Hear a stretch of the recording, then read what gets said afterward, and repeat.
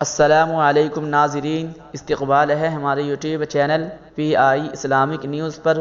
امید ہے کہ آپ حضرات خیر و عافیت سے ہوں گے۔ ناظرین، اس وقت کی بڑی اہم خبر ہم آپ کے ساتھ شیئر کرتے ہیں۔ ناظرین، اس خبر کو زیادہ سے زیادہ شیئر کریں۔ اپوزیشن کی سخت مخالفت اور ہنگامے کے درمیان پارلیمنٹ میں یکساں سول کو ڈبل پیش، حکومت نے کی حمایت۔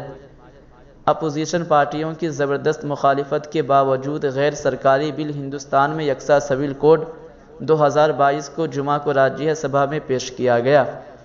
اس بل کو پیش کرنے کے لیے بھارتیہ جنتا پارٹی کے کروری لال مینار کی طرف سے لائی گئی تحریک کے حق میں 63 اور مخالفت میں 23 ووٹ پڑے۔ کانگریس، ہیجو جنتا دل اور YSICP کے اراکین نے تقسیم سے پہلے کچھ کہے بغیر ایوان سے واک آؤٹ کیا۔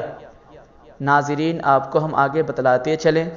روزنامہ منصف کی خبر کے مطابق جیسے ہی چیئرمین جگدیپ دھنکر نے بل کو پیش کرنے کے لیے مینا کا نام پکارا، اپوزیشن کے کئی اراکین احتجاج کے لیے کھڑے ہو گئے اور کہا کہ اسے پیش کرنے کی اجازت نہیں دینی چاہیے۔ اس پر دھنکر نے کہا کہ یہ ایوان بحث کے لیے ہے اور یہ بل پیش کرنا اور اپنی بات کہنا ہر رکن کا حق ہے۔